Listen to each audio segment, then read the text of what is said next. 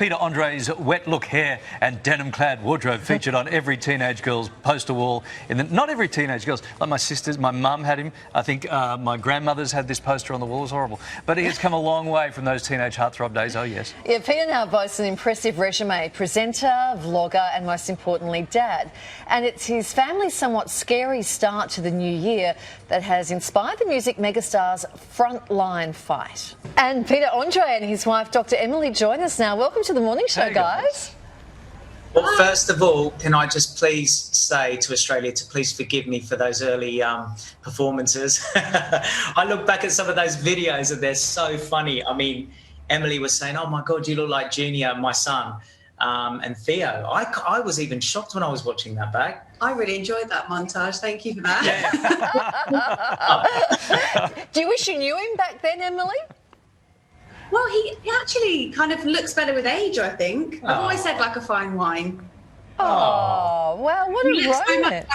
better. How did Really you two meet?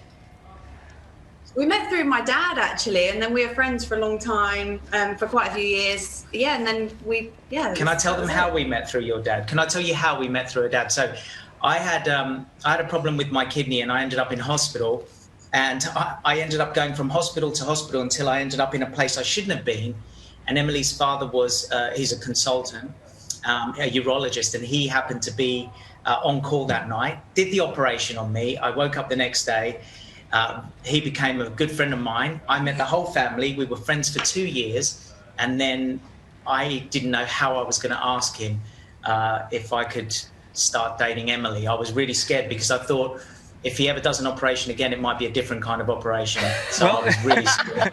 Well, also what's scary about that is that your father-in-law, as a urologist, probably knows more about you than most father-in-laws should. Do you know what I'm saying? He absolutely does. He absolutely does. He's a good man, very good man. Mind you, a tick of approval for his daughter to go dating. So, like, everything's obviously terrific in that department. Let's talk about COVID. Your diagnosis came as a bit of a shock. So can you describe it for us? What happened? Well, if we go back a few months, actually, Emily had it first when we had the first wave in, was it May? And I had it about sort of end of March. Yeah, last year. And luckily wasn't very unwell. At the time, we didn't really have much testing and things here. So I didn't know at the time that I had it, or it wasn't confirmed until I had my antibodies tested in sort of about June time.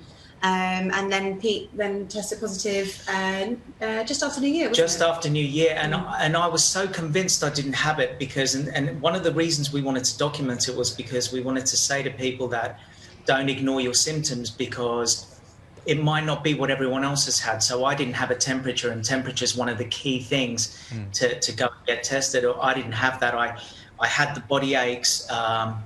I had, what else did I have? You had a bit of a tickly cough, but it wasn't really persistent. He sort of didn't really tick any of the boxes, really. Yeah.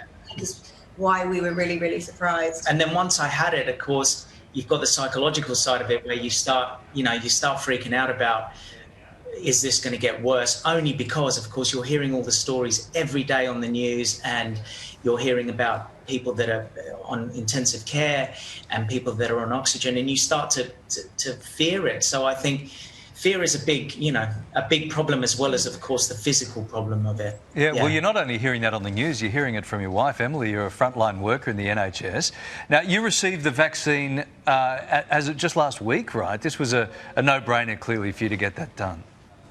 Yeah, I had it. It must be just over a week now. And for me, obviously, I'm young and healthy. But, I work with vulnerable patients of all different ages, people with different health conditions. And also, I have to protect my colleagues as well. We are all still having to go to work. Lots of people in the UK are not working at the moment, but obviously the NHS, we are all there at work. So for me, I wanted to protect my patients, my colleagues, and it was really important for me to get it. And I was grateful to have it. But now about 9 million people have had it now in the UK, so I'm not alone. Yeah. Peter, what's it like living in the UK at the moment, in the middle of all this, when so many people are being ravaged by this horrible disease? Yeah, it's really hard to see and to hear the news every day, and none of us can ever complain. When we think, we're having a bit of a bad day because we're locked inside and we can't do this and we can't do that. And it's nothing compared to people whose father or whose uncle is in the hospital on oxygen, or someone that's dying. And everybody seems to know somebody now that's got coronavirus. It's apparently quite rife. It's been rife through our village. It's been quite hard to see.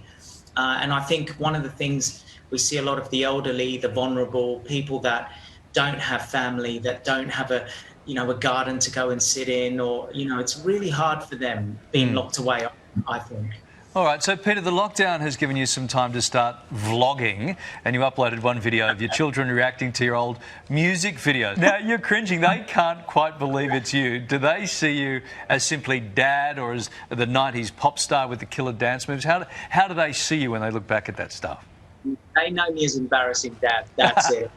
I've actually educated them on Molly Meldrum and how I got started in Australia, and how, if it wasn't for him, I would have never had the chance, and how I said that sometimes you think, you can try so hard at something and it might not work, and then at the right time, at the right place, it can all go. And I was surprised that they liked some of the videos, only because, of course, times have changed. Back then, it was for its time, I think they were great.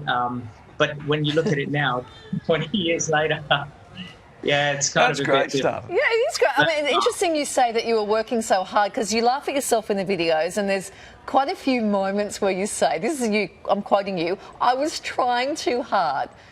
Yeah, I was. I really was. Do you know, one of the things I've learned, and you get, sorry I'm talking a lot, by the way, but you get humbled by this as years go on, because it's actually 30 years this year since Molly signed me up on New Faces. And I've learned so much. In fact, I wish I'd listened a bit more.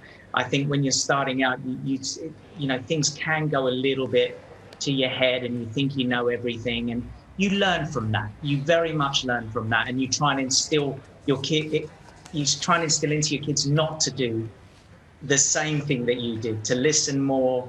But yeah, we've been very lucky, very lucky. Emily, as a doctor, do you look back at those old clips and, from a health professional perspective, think maybe he should have eaten more carbs? Is that what you're thinking? It does look very, very lean. Actually, you told me you used to get ill all the time when you were when you were working out so much and eating just, chicken breast and. Yeah, I was, but.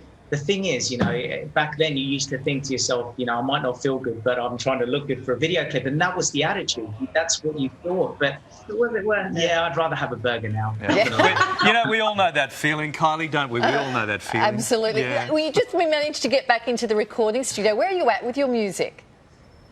Yeah, so basically there's a guy out here called Gary Barlow, great singer. He's from a group called Take Up 3. You guys know Gary. Gary got in touch with me about 8 months ago, and he said, I want to, let's do a collaboration. We did something. And he said to me, what are you doing? Why aren't you writing? And I said, I don't know. I've lost, I've got kids, and I'm doing presenting, and there's all of these other things that I was doing. And he said to me, I'm telling you, get back in the studio and bring something out. And actually, that was a bit of a kickstart. And then Junior said to me, whatever you bring out has to be cool. You better not cringe me out. So now I've got to be careful of what I do, but I'm in the process now. Definitely this year I'm doing it. Definitely. Right. Hey, and your Aussie family, still plenty of them down under, and they're watching now. Do you want to give them a shout out?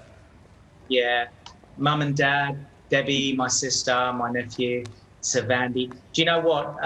Having Mum and Dad in Oz and knowing that we can't go there is very, very hard for me, but I know that there's, again, millions of people that can't see their parents, so at least we got FaceTime, hey? Yeah, absolutely. Yeah, hey, you were talking about carbs just a little while ago. We just want to show you this photo of Laz. I think. Oh, do we? Oh, look at you know what? You still look great, man. I remember you from how many years ago was it when I saw you? Years and years ago. Yeah, back in the 90s, early 90s, I reckon, yeah. You're looking good, mate. You're looking good. Thanks, mate. So just so you know, that 12-pack was painted on. Just for clarity, I don't want you to think that was. That was my Ronan Keating. Hey, listen, lovely to talk to you guys. That's enough. That's enough. I'll never show my kids that one. everyone. Thank you. All right, great to see In the you. words of Peter's daughter, cringe. Is that what Yes, it is? completely. So lovely to see you, Emily and Peter. Lovely. Just really Thanks, great. guys. Great catch up.